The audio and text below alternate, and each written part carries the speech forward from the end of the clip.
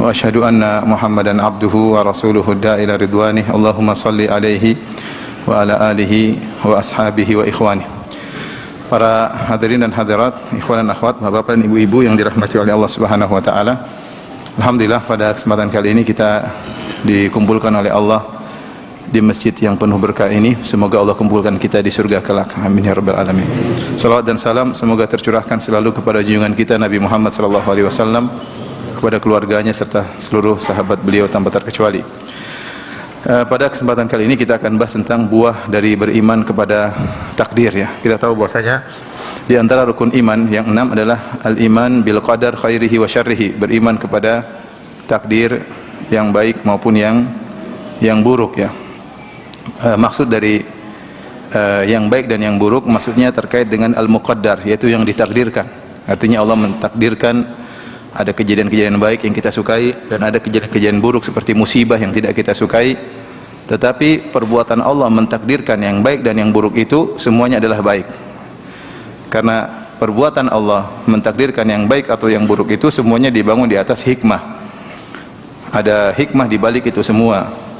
Makanya di antara doa istiftah Nabi SAW, Rasulullah SAW berkata, wasyarru laisa ilaik, wasyarru laisa ilaik, dan keburukan tidak kembali kepada engkau. Artinya semua yang Allah takdirkan itu baik, perkara yang baik menurut pandangan kita atau perkara yang buruk menurut pandangan kita, di balik itu semua pasti ada hikmah. Karena ketika Allah mentakdirkan Azza wa Jalla, beliau mentakdirkan segalanya dibangun di atas ilmu dan di antara dibangun di atas sifat al-hikmah. Ketika kita belajar sifat-sifat Allah Subhanahu wa taala, para ulama membagi sifat-sifat Allah menjadi sifat fi'liyah dan sifat dzatiyah. Sifat fi'liyah yaitu sifat-sifat yang terkait dengan kehendak Allah. Jika Allah berkehendak Allah lakukan, jika Allah tidak berkehendak tidak Allah lakukan. Seperti apa? Seperti rahmat, seperti murka. Allah murka kepada sebagian orang karena ada sebab yang buat Allah murka kepadanya, dan Allah merahmati sebagian orang karena ada sebab Allah merahmatinya. Seperti cinta, Allah cinta, Allah benci ya. Itu namanya sifat ikhtiyari atau sifat fi'liyah, sifat-sifat Allah yang terkadang Allah lakukan, terkadang tidak Allah lakukan, sesuai dengan kehendak Allah Subhanahu wa taala. Dan ada sifat kedua yang disebut dengan sifat dzatiyah. Sifat dzatiyah itu sifat-sifat la tanfaq an dzatillah, yaitu sifat-sifat yang tidak pernah terlepas dari Allah. Selalu Allah bersifat demikian. Selalu Allah bersifat demikian. Sifat-sifat dzatiyah banyak seperti wajah. Allah selalu memiliki wajah, sifat tangan. Di antaranya juga sifat-sifat ilmu. Allah selalu berilmu, tidak pernah Allah tidak berilmu. Allah selalu apa? Berilmu. Di antara sifat dzatiyah adalah sifat al-hikmah. Allah selalu bijak dalam menentukan segala sesuatu. Pasti apa? Pasti bijak. Dan qudrah juga sifat dzatiyah. Allah pasti qudrah, pasti melakukan segala sesuatu yang Allah kehendaki. Nah, bicara tentang takdir,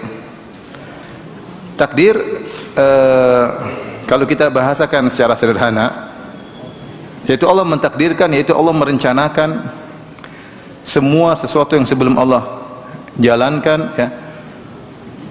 Kemudian Allah eksekusi dan sesuai dengan apa yang Allah telah tetapkan. Oleh karenanya para ulama mengatakan beriman kepada takdir ada 4 maratib, ada 4 tingkatan. Jika kita mengimani 4 tingkatan ini, berarti iman kita kepada takdir iman yang benar. Yang pertama adalah beriman dengan ilmu Allah, bahwasanya semua yang akan terjadi ya, semua telah diketahui oleh Allah Subhanahu wa taala. Yang telah terjadi sudah diketahui oleh Allah, yang akan terjadi juga telah diketahui oleh Allah. Yang tidak terjadi, seandainya terjadi seperti apa juga Allah tahu. Jadi ilmu Allah meliputi segala sesuatu ya. Ya, ilmu Allah meliputi segala sesuatu. Saya kasih gambaran ini, walillahil matsalul a'la, bagi Allah perumpamaan yang lebih tinggi. Misalnya ada seorang insinyur, dia ingin membuat sebuah rumah. Maka dia punya ilmu tentang rumah ini, dia akan bikin rumah begini. Dia punya ilmu, dia akan bikin apa? Sebuah rumah. Kemudian setelah itu dia catat perencanaan dia. Dia catat gambarnya, dia gambar, RAB-nya dia tulis, dia catat. Setelah itu dia jalankan, dia eksekusi pembuatan rumah tersebut, dan seluruh anak buah yang mengerjakan rumah tersebut sesuai dengan kehendak dia. Ini gambarannya. Ini seorang insinyur yang bikin sebuah apa? Rumah. Sebelum dia bikin, dia punya ilmu atau tidak? punya ilmu. Setelah itu dia catat di RAB, dia catat di perencanaan, dia catat di gambarnya, di arsiteknya dia catat. Setelah itu dia eksekusi, dan seluruh eksekusinya sesuai dengan kehendak dia. Namun namanya kalau manusia, dia hanya bisa merencanakan sebagian, dia tidak tahu apa yang terjadi di depan. Ternyata biaya membengkak, dan sering terjadi biaya membengkak. Ternyata ada yang miss, ada yang salah, ternyata perubahan, ternyata harga besi menjadi naik misalnya, ternyata di tengah jalan dia berubah, oh kayaknya kurang bagus, dia rubah gambarnya. Itulah kalau insinyur manusia. Kira-kira itu gambaran sederhana tentang takdir. Allah Subhanahu wa taala sebelum menciptakan alam semesta, Allah sudah punya perencanaan. Rencana tersebut di dalam ilmu Allah Subhanahu wa taala. Kemudian Allah tuliskan di Lauhil Mahfuz. Allah tulis di mana? Lauhil Mahfuz, rencana tersebut. Kemudian Allah eksekusi, selesai. Eksekusi tersebut tidak ada yang luput, tidak ada yang salah, semuanya sesuai dengan yang Allah rencanakan. Itu baru namanya insinyur yang hebat kalau manusia.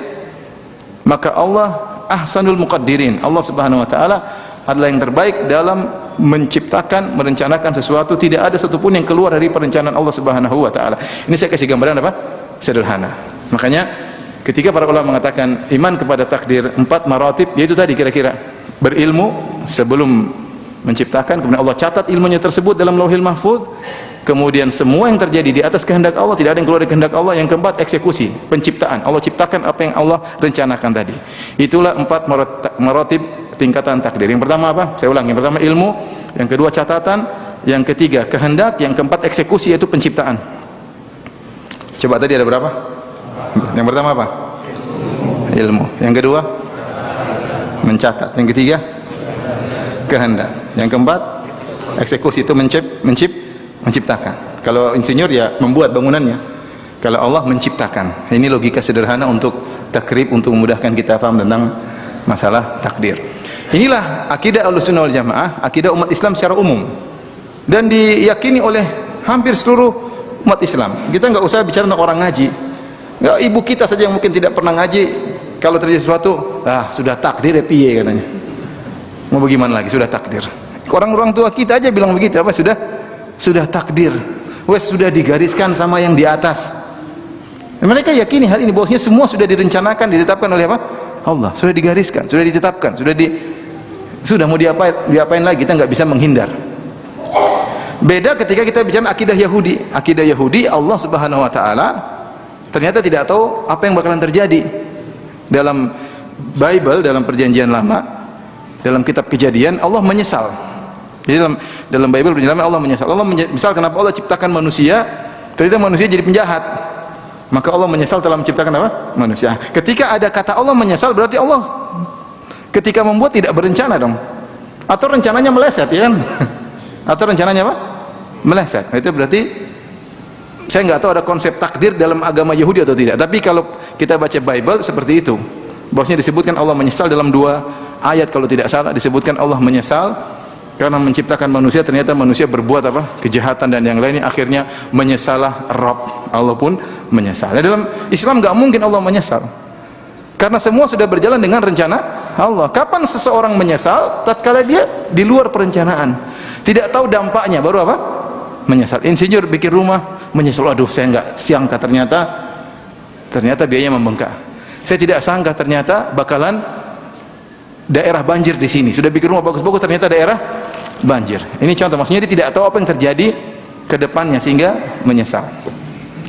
Demikian juga di antara akidah yang keliru tentang ini, akidahnya orang-orang Syiah yang mereka punya akidah namanya al-bada. Al-bada yaitu Allah berubah pikiran. Tadinya Allah begini, terus Allah begini aja berubah pikiran. Kayaknya badalillah, kayaknya ada suatu kemaslahatan bagi Allah, menurut Allah, maka Allah rubah ketetapannya. Ini saya bahas dalam buku saya 33 Banyolan Akidah Syiah. Kenapa? Hal ini muncul gara-gara mereka ingin ngeles. Jadi disebutkan bahwasanya imam-imam mereka meyakini imam-imam mereka itu mengetahui hal gaib. Dalam kitab Al-Kafi lil Kulaini, seperti Sahih Bukhari-nya orang Islam, orang Syiah punya kitabnya Al-Kafi, karangan Al-Kulaini, ya, ahli hadisnya orang Syiah. Di sini disebutkan ada akidatul bada, yaitu Allah badalillah, yaitu Allah berubah pikiran. Jadi mereka meyakini imam-imam mereka tahu tentang ilmu gaib, sehingga imam-imamnya terkadang meramal sesuatu. akan terjadi begini, akan terjadi begini. Ketika tidak terjadi, maka anak buahnya nuntut, ya imam, Anda mengatakan demikian, ternyata tidak terjadi.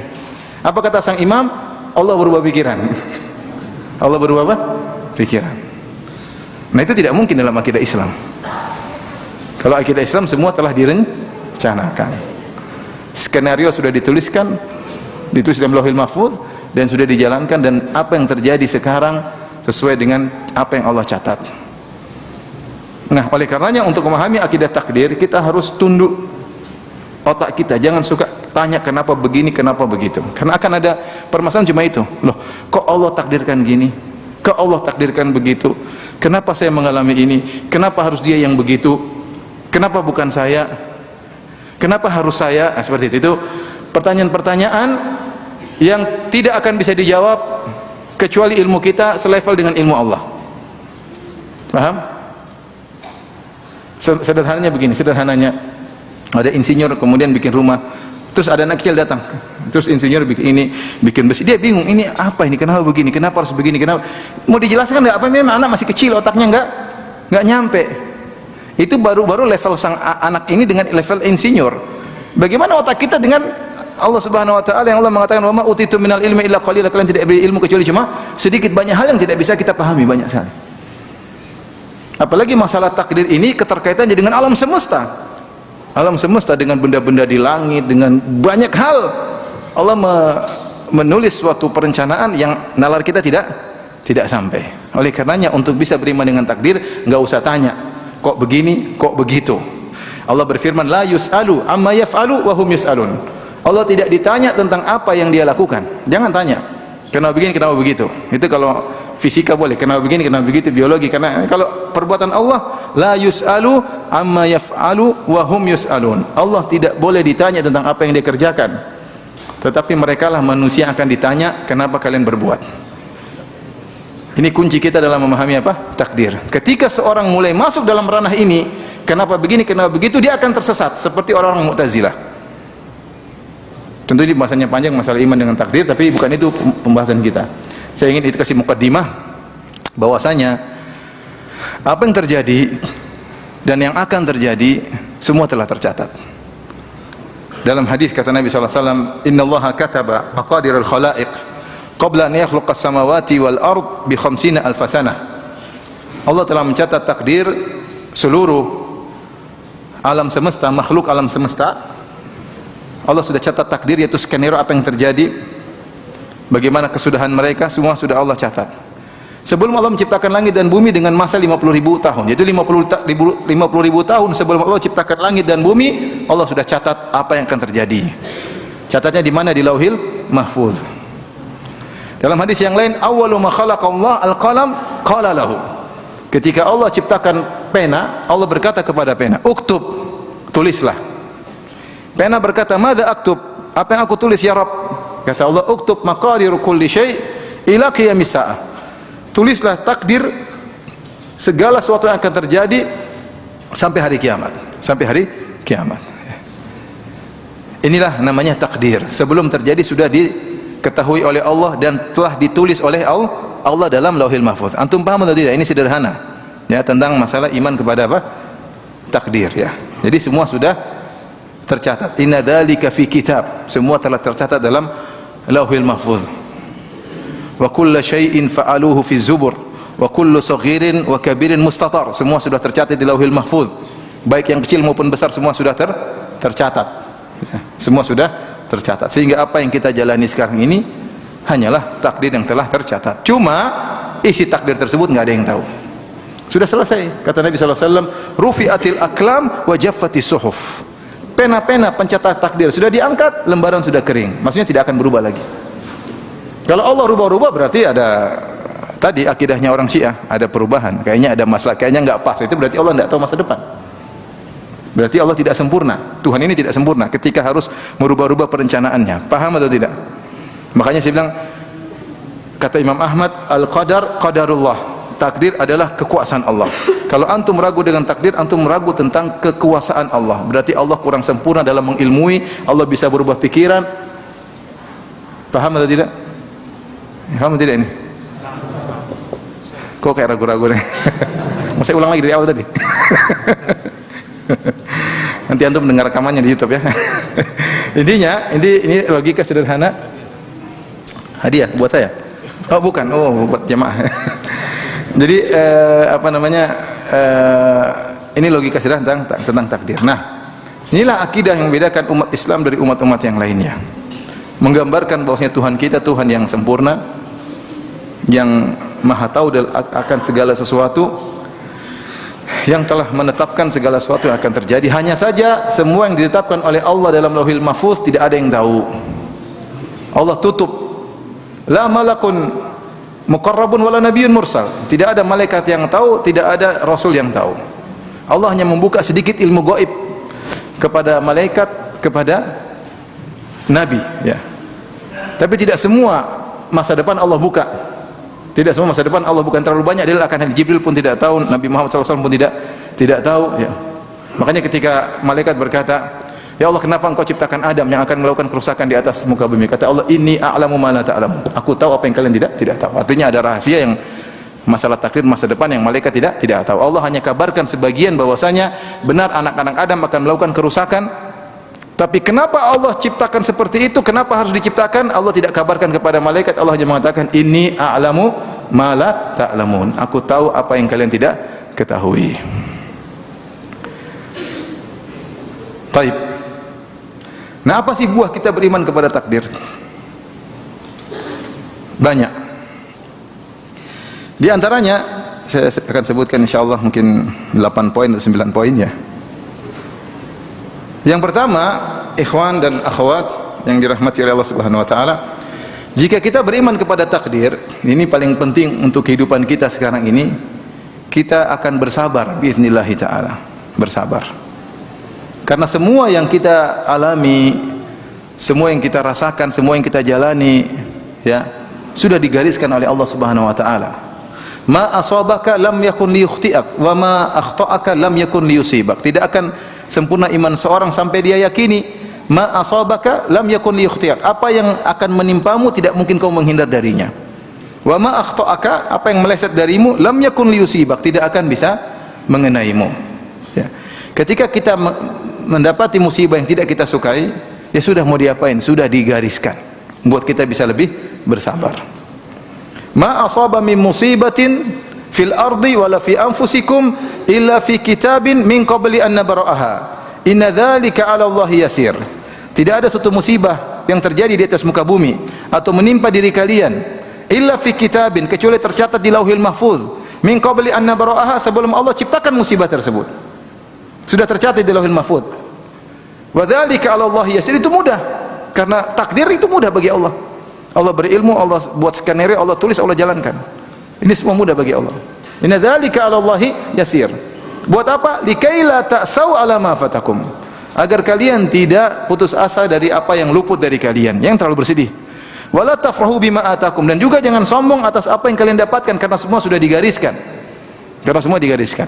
Jadi ketika kita dapat musibah, sudah kita yakin ini sudah digariskan, kamu berusaha semaksimal mungkin pun tidak akan bisa menghindar. Ya.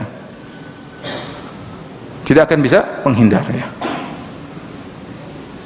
Makanya la yanfa'ul hadar ma'al qadar. Kehati-hatian, kewaspadaan kalau sudah bertabrakan dengan takdir tidak ada faedahnya. Sudah digariskan. Sudah digariskan. Mau berjaga-jaga, mau usaha, tapi kalau sudah takdirkan tidak akan bisa terhindar.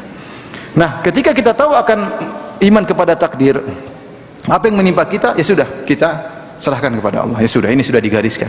Sehingga kita mudah untuk bersabar, ya. Oleh karenanya ketika cucu Nabi SAW meninggal, ya, dari Usamah bin Zaid radhiyallahu taala anhuma, qala kunna inda Nabi SAW fa arsalat ilaihi ihda banatihi tad'uhu wa tukhbiruhu anna sabiyan laha aw ibnan laha fil maut. Kata Usamah bin Zaid radhiyallahu anhu, kami bersama Nabi sallallahu alaihi wasallam. Kemudian ternyata ada putri Nabi, kalau tidak salah Zainab, mengirim utusan kepada Nabi sallallahu alaihi wasallam mengabarkan bahwasanya putranya atau putrinya, kalau tidak salah Umamah, putri apa namanya Zainab, Umamah bintu Abil As radhiyallahu taala anhuma, ya, sakit atau meninggal, ya. Kemudian disampaikan kepada Nabi sallallahu alaihi wasallam. Ini cucu Nabi. Maka Rasulullah SAW berkata, irji ilaiha, kepada utusan tersebut, kembalilah kepada putriku Zainab, fa akhbirha, kabarkan kepada dia, anaknya meninggal, anna lillahi ma akhadha wa lahu ma a'ta. Sungguhnya milik Allah yang Allah ambil. Artinya anakmu itu adalah milik Allah, makanya Allah ambil. Walahu ma'ata, dan apa yang Allah berikan kepada kita pun itu milik Allah Subhanahu wa taala.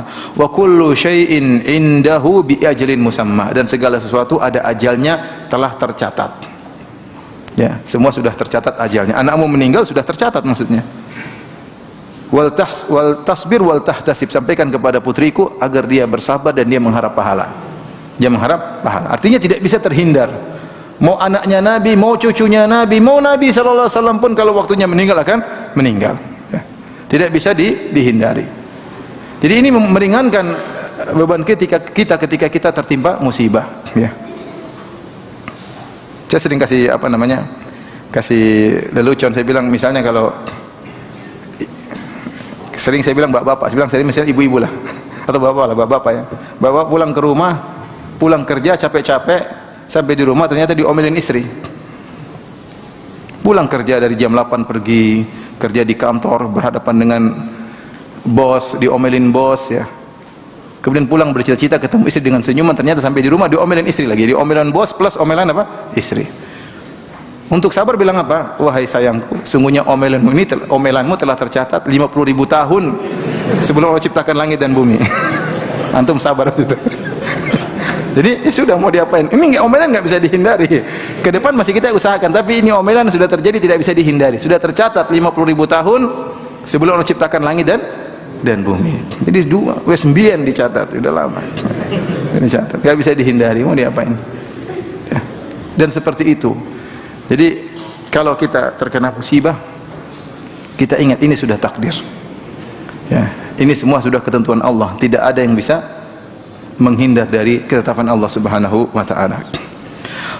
Ini yang pertama. Yang kedua, di antara faedah dari beriman kepada takdir yang tadi Allah sebutkan, yaitu tidak sombong. Tidak sombong. Ya. Illa fi kitabin min qabli an nabra'aha inna dzalika 'ala Allah yasir likai la ta'saw 'ala ma fatakum wa la tafrahu bima atakum. Agar kalian tidak sombong dengan apa yang Allah berikan kepada kalian. Kalau kita berhasil, kita mungkin jadi penguasa yang sukses, kita mungkin ya berhasil naik jabatan, kita mungkin berhasil naik pangkat, mungkin kita berhasil mendidik anak-anak, mungkin kita berhasil mendidik keluarga, mungkin kita berhasil bangun masjid, mungkin banyak hal keberhasilan yang kita raih. Jangan kita sombong. Karena semua sudah digariskan 50.000 tahun sebelum menciptakan langit dan bumi, engkau akan membangun masjid, engkau akan berhaji misalnya, engkau akan umrah, engkau akan menjadi seorang dai, engkau akan menulis sebuah buku-buku agama, ya. Engkau akan begini, engkau akan begitu. Semuanya sudah ditakdirkan sehingga tidak perlu sombong. Toh ini kamu hanya menjalankan garis yang telah ditulis oleh Allah Subhanahu wa taala. Karena kalau kita tidak yakini takdir, kita merasa sombong. Karena saya, kita lupa diri. Allah ingatkan, semua telah tercatat agar kau tidak sedih kalau terkena musibah dan kau tidak sombong kalau mendapatkan keberhasilan. Sebenarnya ini inti dari beriman kepada takdir itu adalah ini, bukan untuk bertanya kok Allah begini, kok Allah begitu. Kapan kelompok-kelompok firqah sesat muncullah, firqah Qadariyah dan firqah Jabariyah? Karena mereka masuk pada ranah yang bukan ranah mereka. Masuk dalam ranah kenapa Allah begini, kenapa Allah begitu. Kalau begitu ya nggak akan sampai karena akal kita tidak bakalan sampai. Tapi ranah kita sebagai makhluk adalah agar tidak terlalu bersedih dan agar tidak sombong ketika mencapai keberhasilan. Toh keberhasilan yang kita dapatkan itu ya sudah takdir. Ya saya kalau bicara misalnya, saya nggak usah bicara saya aja lah. Saya bisa belajar di Madinah. Saya tidak melakukan sebab-sebab tertentu. Artinya saya tinggal di suatu keluarga yang alhamdulillah dulu kami tidak ada yang sholat di keluarga. Satu keluarga tidak ada yang sholat. Yang pertama kali sholat seingat saya adalah saya. Pertama ngaji sholat 5 waktu, baru kemudian adik-adik saya. Seingat saya ya. kemudian kakak semuanya, ibu semuanya, ya. Tapi kita hidup di keluarga yang tidak mengenal sholat. Artinya sebab hidayah nggak ada. Sebab hidayah itu tidak ada. Ya. Jadi kalau saya kadang putar TV ada lihat imam Masjid Haram, tidak terpikir saya mau haji, mau umroh, nggak ada. Maksudnya nggak tertarik. Jadi tidak ada dari kecil cita-cita mau jadi ustadz tuh nggak ada, nggak ada. Artinya sebab hidayah kalau saya pikir nggak ada. Udah hidup di satu, saya sholat rutin itu satu SMA baru saya sholat.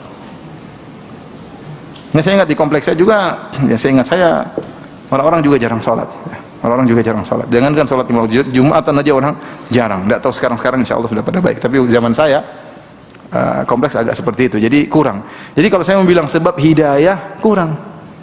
Beda dengan seorang yang tumbuh di dua orang tua yang kemudian mungkin ustadz dan ustadzah. Kalau anak jadi ulama sih wajar, atau anak jadi ustadz wajar. Kalau saya bicara saya zaman dahulu kemudian tinggal di kondisi yang seperti itu, artinya sebab untuk menuntut ilmu hampir-hampir tidak ada. Pikiran semuanya adalah duniawi, ya. Pikiran duniawi.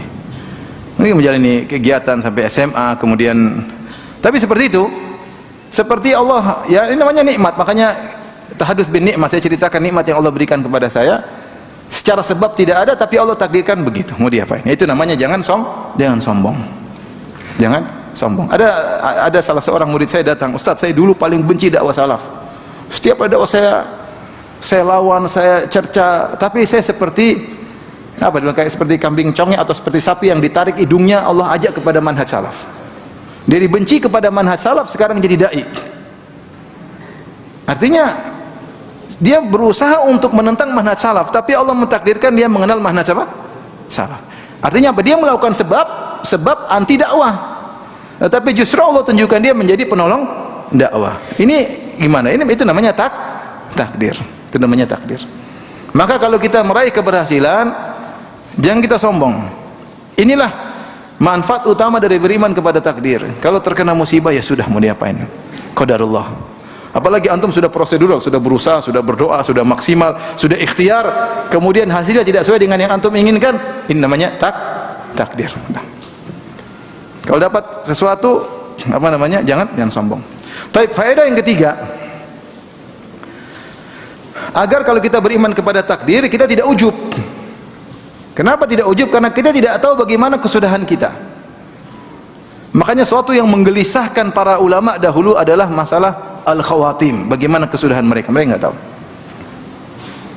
Kita nggak tahu bagaimana nasib kita ketika akan meninggal dunia, kita nggak tahu. Sekarang kita alhamdulillah Allah berikan nikmat, mudah-mudahan Allah teruskan nikmat kita sehingga kita meninggal dalam kondisi husnul khatimah, amin ya rabbal alamin. Tapi tidak ada di antara kita yang tahu bagaimana kesudahan kita. Makanya dalam hadis Rasulullah SAW bersabda, inna ahadakum la ya'malu bi amali ahli jannah hatta ma yakunu bainahu wa bainaha illa dhira fayasbiqu alaihi alkitab. Sungguhnya salah seorang dari kalian melakukan amalan-amalan penghuni surga sampai jarak antara dia dengan surga hanya tinggal satu hasta. Artinya kalau dia meninggal mungkin masuk surga tinggal sedikit. Fayasbiqu alaihil kitab. Namun sudah kedahuluan takdir. Fayamalu bi amali ahlin nar. Di penghujung hayatnya dia beramal dengan amalan penghuni neraka jahanam. Kemudian dia meninggal fayadkhuluha. Kemudian dia masuk neraka jahanam. Dan ada orang seperti itu. Orang-orang dahulunya, ya dai-dai juga ada ya. Saya kemarin dapat klip ada seorang yang di Arab Saudi ya. Dai yang tadinya begini kemudian berubah. Yang tadinya menasihati para pemuda untuk tiba-tiba joget-joget. Subhanallah. Ini zaman sekarang. Zaman sekarang. Dahulu ada namanya Abdullah Al-Qasimi. Abdullah Al-Qasimi katanya dia dari Mesir tapi dia tinggal di Qasim. Kemudian dia pakar akidah. Sampai dia menulis kitab Sirah Bainal Tauhid wal Wathaniyah. Pertarungan antara tauhid dengan paganisme, dengan penyembahan terhadap selain Allah Subhanahu wa taala. Itu dia bantah syubhat dia. Bukunya sangat top, sangat bagus sampai banyak ulama memuji dia. Sampai ulama bikin syair-syair tentang buku ini, saking hebatnya buku ini. Di penghujung dia kayaknya murtad. Bayangkan sudah jadi pakar akidah di puncak ilmu. Di puncak ilmu akidah. Sampai bantahin ahlu syirik. Dia bantah, bukan cuma sekedar ngerti, dia bantah mereka, syubhat-syubhat mereka dia habisi. Ke ujung-ujungnya dia ragu tentang Islam. Hati sangat lemah. Oleh karena tidak ada yang boleh ujub. Mau dia pakar apapun, dia tidak tahu bagaimana penghujungnya. Sudah ada contoh-contoh orang-orang yang seperti itu, yang penghujungnya kemudian dia berubah. Sebagian teman-teman mungkin tidak sampai tahapan begitu. Saya dulu punya teman-teman, saya pertama ngaji di UGM, saya ingat si fulan, saya tanya gimana mereka. Mereka itu dulu yang penyebab kita dapat hidayah. Bagaimana semangat mereka mengajak kita untuk ngaji adik-adik kelas. Saya tanya gimana si fulan? Waduh, sudah tidak ngaji lagi, Ustaz. Kenapa? Terpengaruh istrinya. Masya Allah. Mungkin istrinya terlalu cantik. Makanya antum gak usah terlalu cantik kalau cari istri. Nanti lupa sama Allah. Ingat, mikir istri melulu ya. Kalau sudah dapat, syukuri yang ada. Maksud saya ini terjadi. Jadi kita nggak tahu penghujung kita bagaimana. Sebaliknya antum jangan meremehkan orang. Antum lihat orang maksiat, mungkin ahlul bidah, suatu saat bisa sadar dia. Kita nggak tahu. Inna ahadakum la ya'malu bi amali ahlin nar hatta ma yakunu bainahu wa baina ila dhira. Sungguh salah seorang dari kalian melakukan amalan penghuni neraka jahanam sampai jarak antara dia dengan neraka tinggal 1 hasta. Fayasbiqu alaihil kitab, dia sudah kedahuluan takdir. Fayamalu bi amali ahlil jannah, kemudian di akhir hayatnya dia beramal dengan amalan penghuni surga. Fayadkhuluha, kemudian dia masuk surga. Kata Ibnu Daqiqil Id rahimahullah taala dalam syarah Arba'in Nawawiyah, untuk mengangkat husnuzan kita kepada Allah, kata Ibnu Daqiqil Id, model yang kedua lebih banyak daripada model yang pertama. Artinya bekas penjahat lebih banyak daripada bekas ustaz. Benar, bekas ustaz jadi penjahat ada, tapi lebih banyak orang jahat kemudian apa? Sadar, banyak. Tapi kita tidak boleh ujub karena kita tidak tahu kesudahan kita bagaimana. Di antara hal mungkin antum mungkin rasakan, terkadang kita agak goyang iman kita ketika kita diuji dengan ujian yang berat. Kita mulai suudzon sama Allah. Itu kita alami kadang-kadang. Wa zulzilu hatta yaqula ar-rasulu walladzina amanu ma'ah mata nasrullah. Mereka digoncang sampai Nabi dan pengikutnya berkata, kapan datang pertolongan Allah Subhanahu wa taala. Maksud saya, Allah berfirman, wa minan nasi may ya'budullah ala harfin fa in asabahu khairun itma'anna bih wa in asabatu fitnatun inqalaba ala wajhi khasirat dunya wal akhirah dzalika huwal khusranul mubin. Dalam surat Al-Hajj kata Allah Subhanahu wa taala, di antara manusia ada yang beribadah kepada Allah cuma tidak totalitas, hanya di ujung-ujung saja. Di antara bukti dia beribadah hanya di ujung-ujung saja, kalau dia dapat kebaikan, imannya tenang, dia tenang. Kata Syekh Sa'di rahimahullah, dia tenang, tentram bukan karena imannya tapi karena kebaikan yang dia rasakan. Dia ridho dengan kebaikan. Wa in asabathu fitnatun inqalaba ala wajhi. Tapi kalau dia ditimpa dengan kesulitan, dia murtad. Jadi yang buat dia tenang itu bukan imannya ternyata, tapi tenang karena duniawi. Nah, ada orang supaya kita terkadang seperti kita lemah iman kita nggak tahu sampai kapan kita bisa bertahan. Maka jangan pernah ujub dengan apa yang sudah kita raih sekarang. Jangan ujub jenggot kita sudah panjang, jangan ujub. Jangan ujub kita sudah cingkrang, jangan ujub kita sering sholat 5 waktu, jangan ujub dengan sedekah yang sudah kita sedekahkan, jangan ujub dengan ceramah yang sudah kita sampaikan, jangan ujub dengan ilmu yang sudah kita raih. Jangan ujub Anda menjadi pakar ini, enggak ada ceritanya. Kalau Allah rubah, Allah bolak-balikkan hati manusia, mudah sekali hati berubah. Di antara sebab hati kita berubah kalau kita ujub. Makanya ketika para ulama bahas tentang Abdul Al-Qasimi, mereka mengatakan dia terkena ujub. Bisa jadi dia terkena apa? Ujub. Karena bayangkan tulis buku keren, detail, bantah syubhat, dipuji sana sini, malah dia yang tersungkur. Sang penulis sendiri yang tersungkur. Karenanya dengan beriman kepada takdir, karena kita tidak tahu bagaimana penghujung kita, tidak usah ujub. Kita nggak tahu bagaimana ujung kita. Jangan terpedaya dengan pujian manusia. Jangan terpedaya orang-orang semua menunjukkan tangan kepada kita. Jangan terpedaya dengan penghormatan orang kepada kita. Jangan terpedaya dengan bangunan masjid yang sudah kita bangun, dengan sedekah yang kita sedekahkan. Kita tidak tahu apakah kita ikhlas sehingga bertahan iman kita, ataukah kita riya, ataukah kita ujub yang bisa berujung pada kehancuran. Ini di antara faedah kita beriman kepada takdir, jangan sampai apa? Ujub. Yang keberapa itu? Yang ketiga, yang keempat? Sekarang keempat. Oh, yang tadi ketiga, sekarang keempat ya. Tidak ada khilaf rupanya.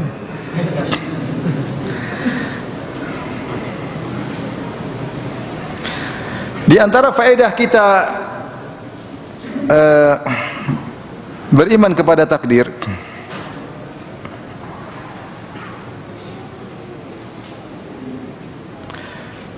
kita tidak hasad sama orang.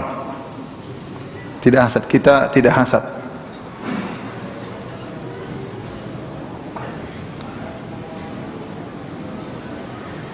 Orang yang beriman kepada takdir hatinya bersih. Dia sudah tahu semua ditakdirkan. Ya. Karena dia tahu bahwasanya semua yang Allah takdirkan dibangun di atas sifat dzatiyah Allah, itu sifat hikmah. Saya sudah jelaskan Allah punya sifat dzatiyah terkait dengan takdir. Ilmu, di antaranya hikmah, ya. Di antaranya kudrah. Ini semua sifat-sifat dzatiyah yang terkait dengan takdir. Jadi Allah Subhanahu wa taala mentakdirkan sesuatu pasti ada hikmah di baliknya. Dan sudah katakan ketika kita berkata rukun yang keenam al-imanu bil qadari khairihi wa syarrihi, beriman kepada takdir yang baik maupun yang buruk, maksudnya yang terjadi. Adapun perbuatan Allah menciptakan keburukan tersebut pasti ada apa? Hikmahnya.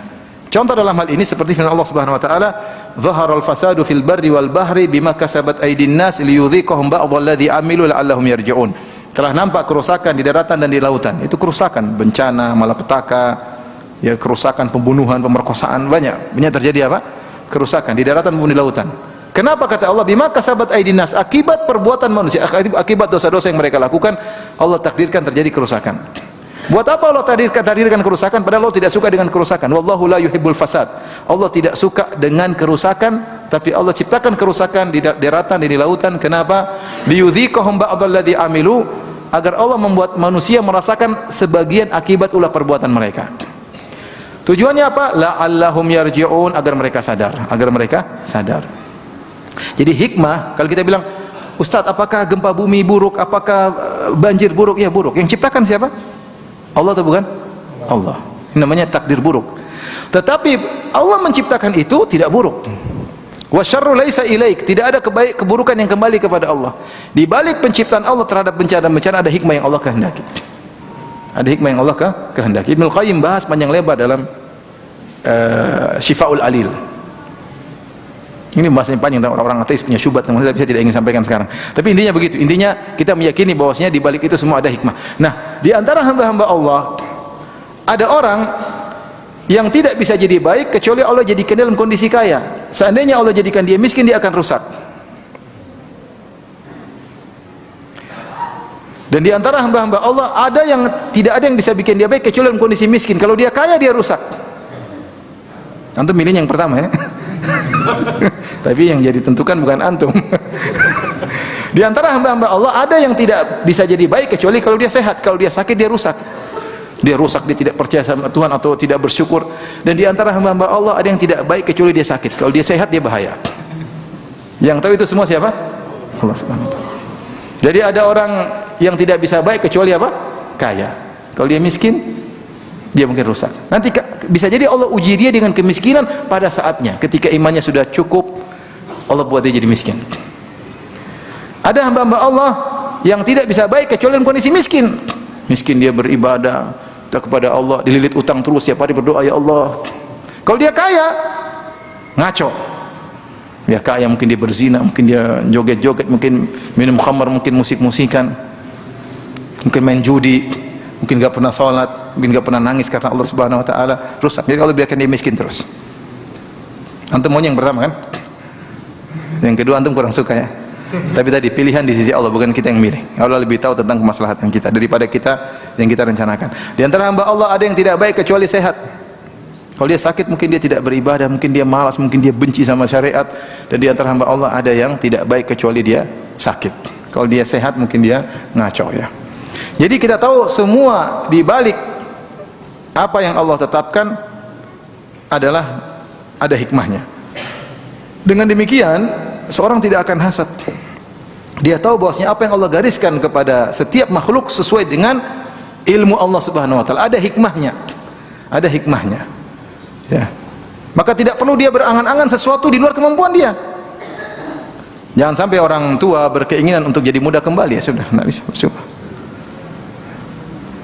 Wala tatamannaw ma faddalallahu bihi ba'dakum ala ba'd. Lirrijali nasibun mimma kasabu wa walinisa'in nasibum mimma iktasaban was'alullaha min fadlih.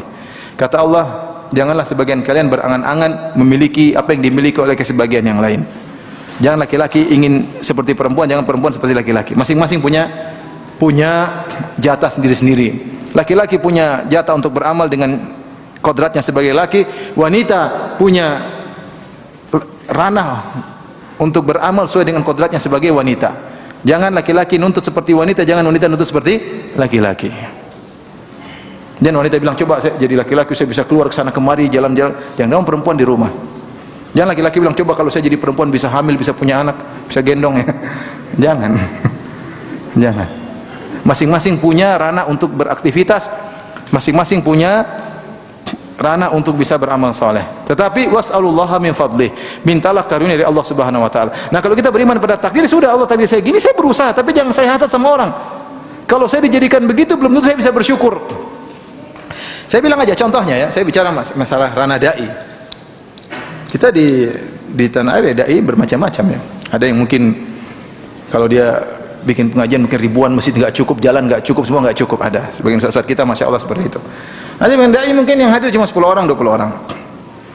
Ada yang mungkin 5 orang. Ada yang mungkin sendirian, tidak ada muridnya ya.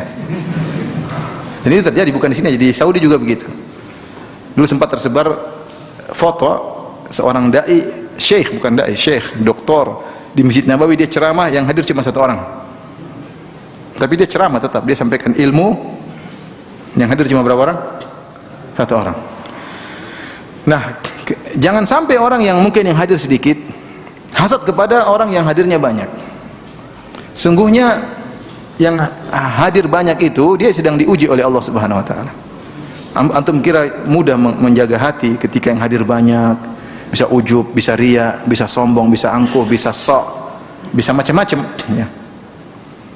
Karena suasana bisa merubah hati seseorang. Ya sudah, antum 2-3 orang ikhlas sudah. Nah, apa yang hadir sedikit tapi apa? Ikhlas. Jangan sampai sudah hadir sedikit hasad lagi, sombong lagi. Jadi maksud saya, ini contoh saya bicara tentang para dai, ya sudahlah. Dia punya ujian. Saya kalau dikasih audiens sebanyak Ustadz Fulan mungkin belum tentu saya ikhlas. Belum saya ikhlas. Kita nggak tahu yang Allah yang pilih yang terbaik buat kita. Sehingga tidak perlu kita hasad kepada yang kita minta kepada Allah, ya Allah mudahkan ilmu saya diterima. Ya Allah mudahkan wahlul 'uqdatam min lisani yafqahu qawli. Ya Allah angkatlah kekakuan dari lisanku agar mereka bisa paham apa yang Kau sampaikan. Mudahkan aku bisa menyampaikan materi yang aku siapkan. Seperti itu. Kita berdoa kepada, jangan hasad sama orang tapi minta kebaikan kepada Allah Subhanahu. Ini saya bicara misalnya ranah dai misalnya ya. Kita nggak tahu. Ya akhi, belum tentu orang yang pengikutnya banyak surganya lebih tinggi daripada antum yang tidak ada pengikutnya. Benar atau tidak? Yang penting kan di akhirat, bukan di sini. Betapa banyak orang surganya tinggi nggak ada yang kenal. Jadi jangan, memang kalau kecuali ada ketentuan yang pengikutnya paling banyak surganya paling tinggi, ya kita banyak-banyakan pengikut. Tapi kan tidak, ternyata ada nabi laisa ma'ahu ahad, ada seorang nabi tidak ada pengikutnya sama sekali. Yang penting antum baik dengan Allah Subhanahu wa taala. Allah tahu yang terbaik bagi antum. Kalau antum dijadikan tenar tersohor, belum tentu antum ikhlas. Belum tentu antum ikhlas. Makanya kalau antum lagi misalnya panitia pengajian, tidak mesti antum harus dekat sama ustadz. Kalau saya ingin dekat dengan ustadz, kalau antum tidak jadi dekat terus, ya sudah, antum sudah salam ustadznya cuekin, ya sudah. Antum dekat sama ustadz belum tentu ikhlas. Nanti foto sama ustadz, upload niatnya apa? Buat nikah lagi. Jual nama ustadz untuk kawin lagi, ngawur. Foto kemudian masuk, niatnya apa? Foto-foto kemudian masukkan ke dalam Instagram atau foto sama ustadz. Ya Allah yang Maha tahu niatan. Maksud saya itu berat, itu pun bisa merubah niat seseorang. Jadi Allah lebih tahu mana yang terbaik bagi antum. Antum berusaha, tidak usah hasad sama orang. Tidak usah hasad sama orang ya. Yakin apa yang Allah tetapkan itu yang terbaik bagi antum. Semua ada hikmahnya, Tugas antum hanyalah ikhtiar dan berusaha. Baik.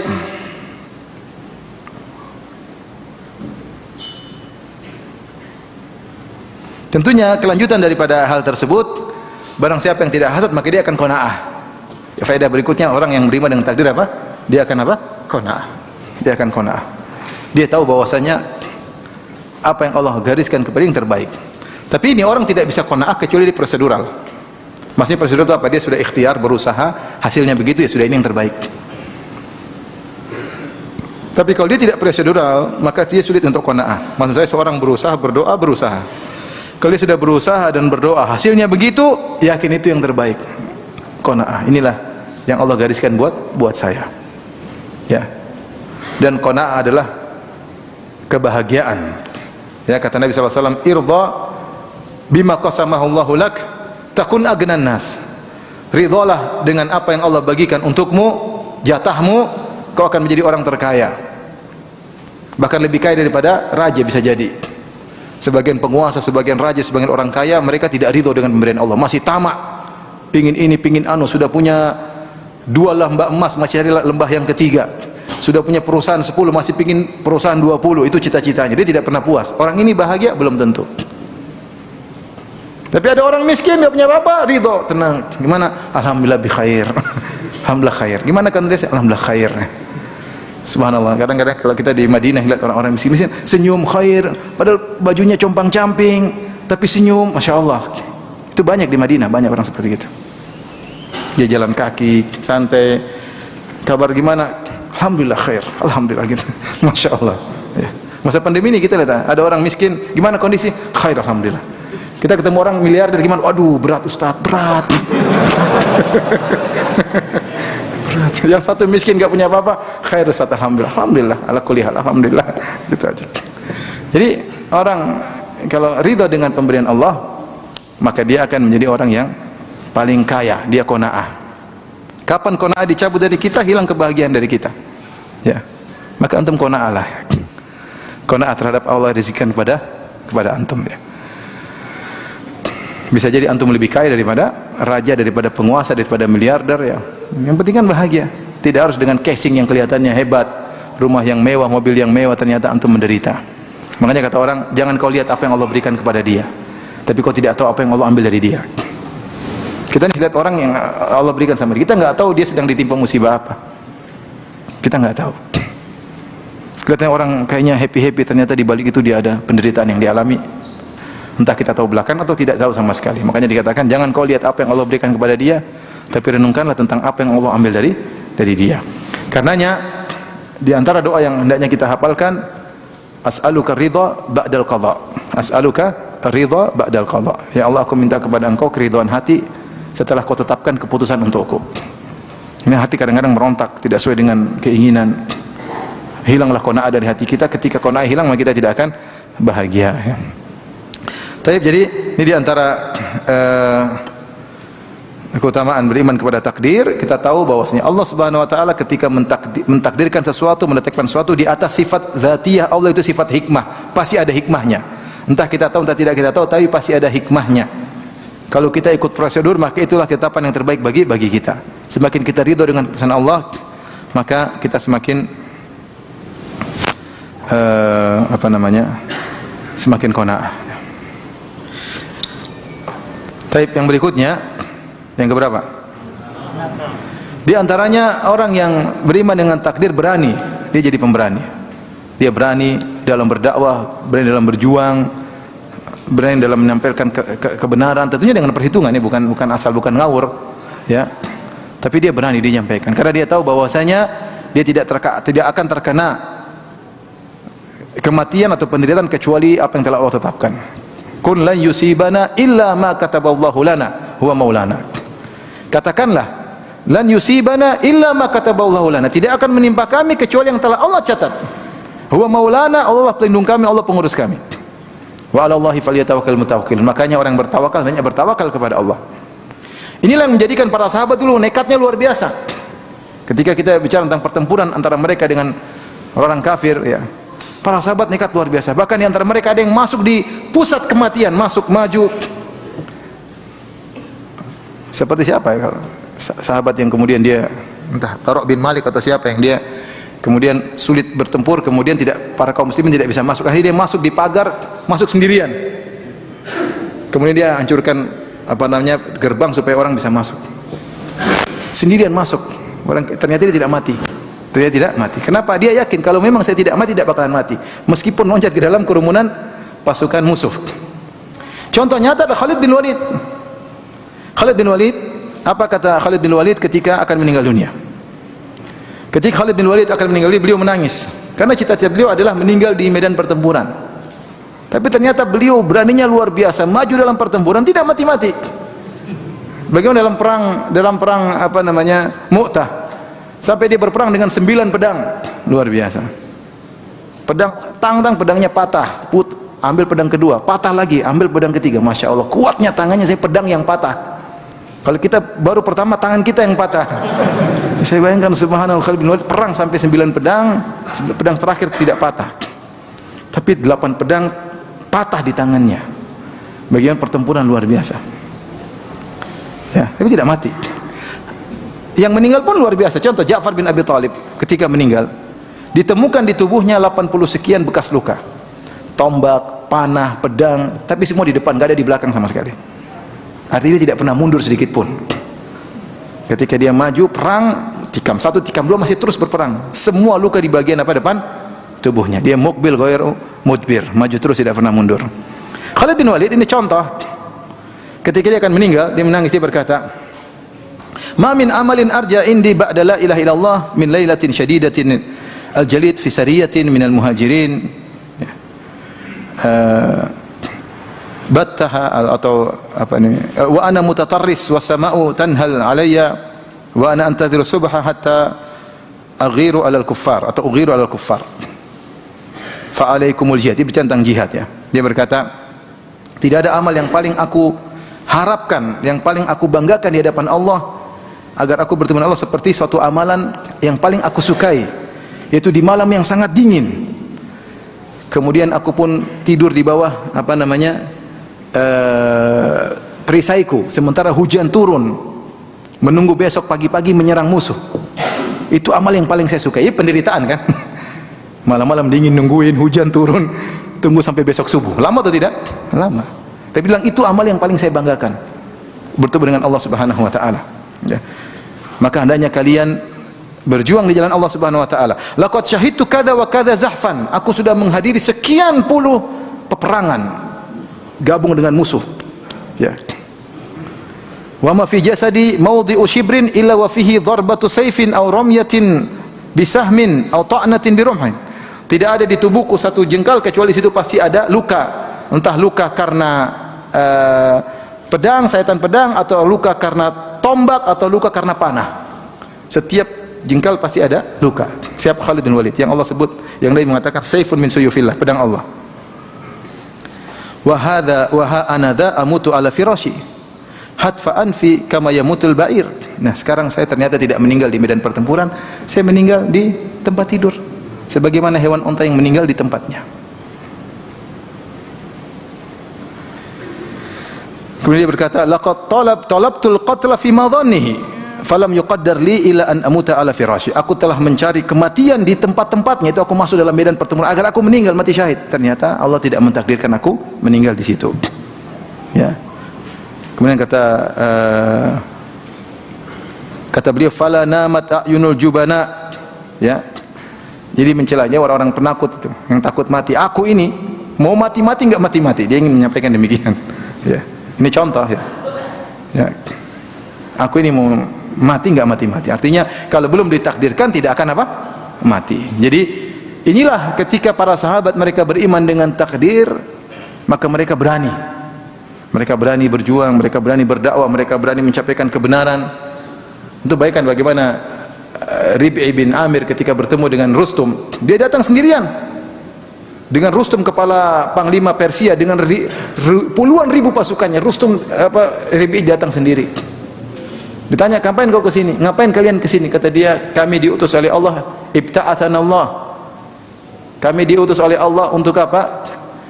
Untuk mengeluarkan manusia dari peribadatan kepada manusia, dari peribadatan kepada makhluk menuju peribadatan kepada pencipta makhluk. Dia sendirian.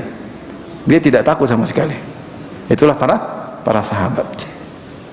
Oleh karenanya seorang ketika dia melakukan satu kegiatan, dia ingat kepada takdir, dan dia kalau sudah takdir mau diapain. Tapi jangan ngawur juga ya. Semuanya dengan apa? Perhitungan. Tapi inilah yang menjadikan dahulu para sahabat sampai dakwah tersebar, sampai Islam tersebar karena iman mereka kepada takdir. Lihat kata Khalid, saya sudah berusaha, wa qad talabtul qatla fi madhannihi.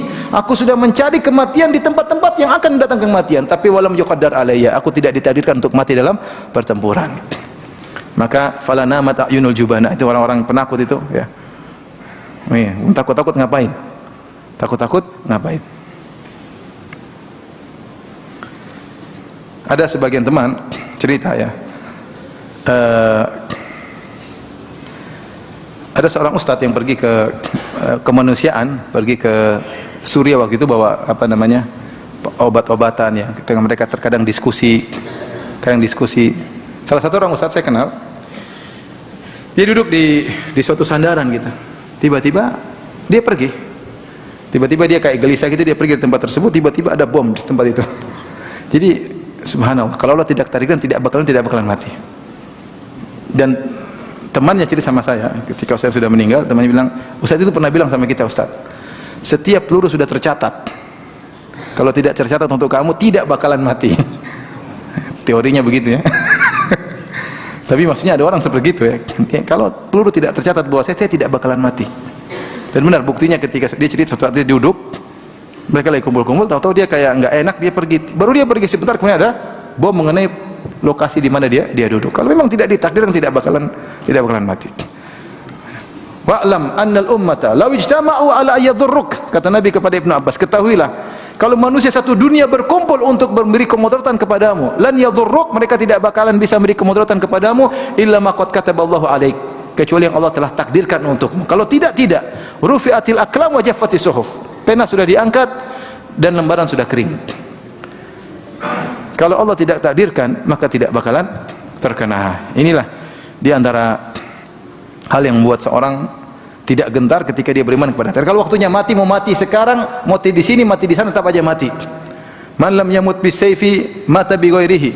Ta'addadatil asbabu wal mautu wahid. Kalau tidak meninggal karena sayatan pedang, maka akan meninggal dengan sebab yang lain. Tinggal meninggal mulia atau tidak. Ta'addadatil asbab, sebab-sebab banyak, wal mautu wahid, dan kematian cuma ujungnya menuju pada kematian. Taib yang berikutnya, yang keberapa? Iman yang benar kepada takdir mengantarkan seorang berikhtiar, selalu berikhtiar. Kenapa? Karena dia tahu Allah sudah mencatat semuanya, tapi Allah merahasiakannya. Dan ketika Allah mencatat takdir, Allah punya aturan sunnatullah. Harus berusaha. Bukan cuma bersandar kepada takdir namun tidak berusaha, itu salah. Ya. Kita beriman dengan takdir bukan berarti kita pasrah kepada sesuatu yang tidak kita ketahui. Seperti saya sering ditanya, Ustadz, kalau saya ternyata ditakdirkan masuk neraka, buat apa saya beramal soleh? Saya bilang, iya, buat apa? Kalau kau sudah takdir masuk neraka, percuma kau beramal soleh, ujungnya kau masuk apa? Neraka. Tapi kan kamu nggak tahu takdirmu apa. Kecuali kau pernah naik di sana di langit, kau buka lauhil mahfuz, kau lihat ternyata ada namamu, Paijo binti Paimin Al Semarangi. Kamu berarti, oh iya, itu nggak ada lagi yang Paijo, bapak saya Paimin, cuma saya aja di Semarang, cuma saya aja. Oh, benar, saya di neraka. Kalau kamu lihat namamu di lembaran neraka, percuma kau beramal soleh, percuma. Tapi kamu kan nggak pernah lihat. Terus gimana Ustaz? Ya ada aturannya, Allah sudah jelasin. Yang beramal soleh masuk surga, beramal maksiat masuk neraka. Udah ikuti jalan aja. Ngapain kau Ada yang tanya lagi, Ustaz, kalau bisa nggak saya minta sama Allah berubah takdir saya? Loh, kamu tahu takdirmu, minta dirubah. Takdirmu apa? Kamu nggak tahu kan? Jangan takdirmu baik, kau minta berubah jadi miskin. Kan sekarang bukan penghujungnya, kau nggak tahu. Ngapain gitu? Nggak usah. Minta kebaikan, kita minta kebaikan, ya kan? Minta kebaikan, kita berdoa kebaikan, kita beramal soleh. Nah, saya bilang, saya ingin rubah takdirmu kamu tidak tahu. Yang ada adalah Allah kasih jalan. Kullun muyassarun lima khuliqa lahu. Makanya ketika sahabat bertanya, ya Rasulullah, apakah kita bertawakal, bersandar kepada takdir? Fafiman amal, kemudian buat apa kita beramal? Kata Rasulullah SAW, i'malu, beramalah, fa kullun muyassarun lima khuliqa lahu. Masing-masing akan digiring dengan amalnya menuju takdirnya. Makanya kalau yang jelas kita kalau mau masuk surga ya beramal soleh, beramal soleh. Jadi takdir mengajarkan kita untuk berikhtiar. Sebagian orang tidak tidak komitmen, tidak konsekuensi. Seperti dia mengatakan, Ustaz, kalau takdir ya misalnya takdir jahat ya percuma kita beramal soleh. Saya percuma saya ngaji tapi akhirnya Allah takdirkan saya juga. Ya. Kita bilang, kamu juga kalau Allah sudah takdirkan kamu kenyang, ngapain kamu makan? Tapi kamu makan kan? Kalau mau kenyang. Coba kamu bilang, Allah takdirkan saya kenyang, saya nggak usah makan pun bakalan kenyang. Tapi dia tidak komitmen. Ketika dia lapar dia cari apa? Makan. Ketika dia makan kenyang, berarti takdirmu kamu kenyang dengan cara makan. Sama, sakit juga demikian. Kita ingin sembuh, kita berusaha. Kadang sembuh, terkadang tidak. Tapi ada jalannya. Ya. Mau kaya miskin juga berusaha. Ya Ustaz, kalau Allah takdirkan saya kaya, saya di rumah aja jadi kaya. Iya benar, tapi kan ada aturannya. Kecuali bapakmu Sultan Semarang ya. Kemudian bapakmu meninggal, kamu dapat warisan di rumah saja, nggak apa-apa. Kamu bukan Sultan Semarang bapakmu yang masalahnya. Ya udah kamu berusaha. Jadi ketika beriman takdir kita harus berikhtiar. Dan itu yang dipraktikkan oleh Nabi SAW. Nabi SAW saja dalam perang Uhud, Rasulullah SAW pakai baju perang 2, pakai helm, ya. Rasulullah pasang strategi, Rasulullah musyawarah terlebih dahulu sallallahu alaihi wasallam, kemudian pasang strategi, kasih peringatan jangan sampai turun. Semuanya sebab. Semuanya sebab. Yang dilakukan oleh Nabi sallallahu alaihi wasallam ada strateginya, bukan asal yang penting ya udah takdir enggak. Kita harus berikhtiar, berusaha. Kalau kita sudah berusaha semaksimal mungkin ternyata gagal, itulah yang terbaik. Yakinlah itu yang terbaik. Yang terakhir, ikhwan dan akhwat yang dirahmati Allah Subhanahu wa taala, jika seorang beriman kepada takdir, hatinya selalu tenang, Makanya ada orang-orang, ada tulisan dokter-dokter kafir kadang heran melihat orang Islam. Sekarang ada dokter kafir, dia ingin mengabarkan bahwasanya orang Islam ini terkena kanker. Dia bingung bagaimana mau cara menyampaikan. Mau ngomong dari mana, bingung. Bingung dari sinikah, dari sinikah, mukadimahnya apa? Intinya dia sampaikan kepada orang muslim tersebut, Anda terkena kanker. Dia bilang, innalillahi wa inna ilaihi raji'un. Terus sudah, mau diapain? Ya. Tegar, kuat, dan banyak orang seperti itu. Jika katakan kamu terkena kanker, sabar dia. Karena saya ketemu orang terkena kanker, sabar dia. Ya, qadarullah Ustaz, qadarullah. Ya. Dan itu tidak teriak-teriak, tidak ngamuk-ngamuk, tidak lempar sini. Itu banyak orang Islam seperti itu. Kenapa? Karena dia beriman kepada apa? Takdir, sudah takdir mau saya nggak bisa kabur dari ini semua. Hatinya tenang menghadapi apa. Kita hidup di atas muka bumi ini tidak ada yang luput dari permasalahan banyak. Permasalahan kadang di rumah, permasalahan dengan tetangga, permasalahan dengan masyarakat, banyak permasalahan. Tapi kita jalani dengan prosedural, dengan baik, kemudian kita akan tenang. Yang penting saya sudah beribadah, saya sudah berdoa, saya sudah prosedural, saya sudah berusaha. Keputusannya serahkan kepada Allah Subhanahu wa taala. Ya. Itulah orang-orang Islam, sehingga hati mereka harusnya menjadi orang yang paling tenang, ya. Tidak seperti sebagian orang kemudian coba dulu saya seperti ini, coba dulu seperti ini, yang menyesalkan masa lalu yang tidak mungkin kembali lagi. Coba dulu saya begini, tentu tidak begini. Coba juga kalau saya dulu itu fa innallahu taftahu amala syaitan. Berkata seandainya membuka pintu-pintu syaitan, buat orang tidak ridha kepada Allah Subhanahu wa taala, buat orang terus dalam kesedihan, tidak berhenti-berhenti. Ya. Tapi kalau dia bilang qadarullah, semua sudah takdir, mau diapain? Bismillah, jalani, maka dia akan selalu tenang. Ini ikhwan dan akhwat yang rahmatillah Subhanahu wa taala, sebagian yang saya sampaikan tentang buah dari beriman kepada takdir. Semoga Allah menjadikan kita hamba-hambanya yang beriman kepada takdir, hamba-hambanya yang selalu ridha dengan keputusan Allah Subhanahu wa taala, ya. Dan inilah ibadah yang agung, ridha dengan keputusan Allah Subhanahu wa taala. Kalau ada yang bertanya saya persilahkan. Ini pertanyaan bagi yang bisa jawab. Antum bertanya. Tahu pertanyaan.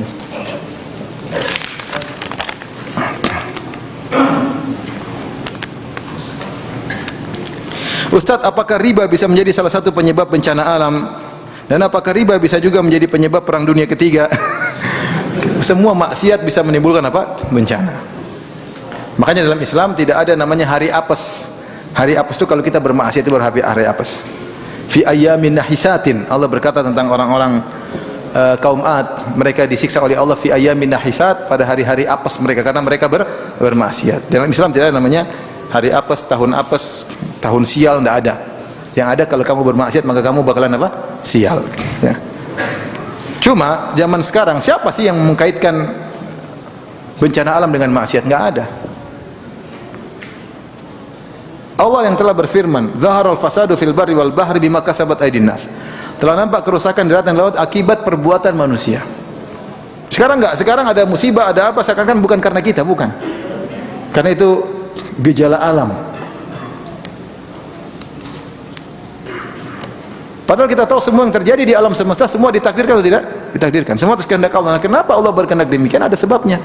Benar secara kasat mata akibat pergerakan lempengan, akibat ini. Tapi itu akibatnya apa? Dari maksiat yang kita lakukan. Wa ma asabakum min musibatin dalam ayat mana? Ma asabah min musibatin fabima kasabat aydikum wa ya'fu an katsir. Tidak ada musibah yang menimpa kecuali akibat perbuatan kalian. Jadi riba dan yang lainnya, maksiat bukan cuma riba saja ya. Semua maksiat adalah sebab terjadinya kerusakan. Semua maksiat terjadinya sebab terjadinya apa? Kerusakan. Makanya tatkala musim kemarau disunahkan untuk salat minta hujan, istisqa. Di antara isi salat minta hujan adalah istighfar. Istighfar kepada Allah Subhanahu wa taala.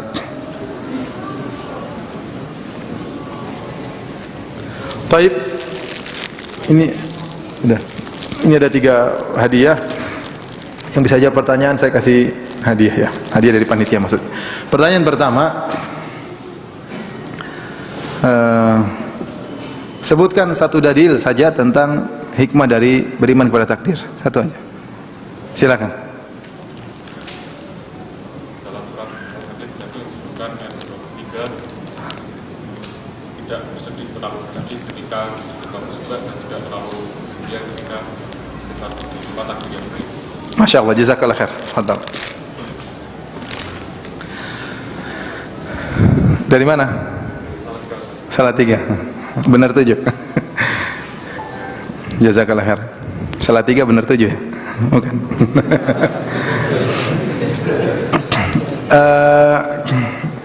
Berikutnya, siapa yang hafal 8 buah tanpa melihat buku ya? Berdiri kemudian tanpa melihat buku. Ya murajaah sebentar ya cepat. Taib.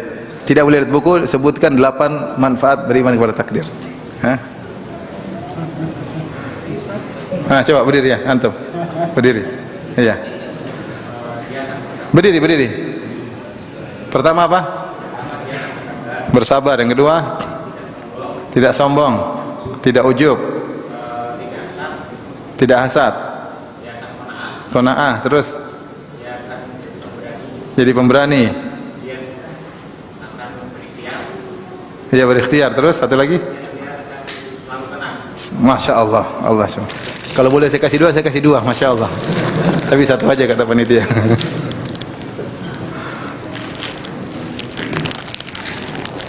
Siapa yang bisa sebutkan 4 maratib takdir? Jawab berdiri. 4 berdiri. Pertama apa, kedua apa, ketiga apa, keempat apa? Pertama ilmu Allah. Berilmu. Yang kedua? Yang kedua adalah catatan Allah. Pencatatan Allah, ilmu mahfuz. Yang ketiga? Kehendak Allah. Yang keempat? Ciptaan. Masya Allah. Demikian. Wabillahi taufiq wal hidayah. Assalamualaikum warahmatullahi wabarakatuh.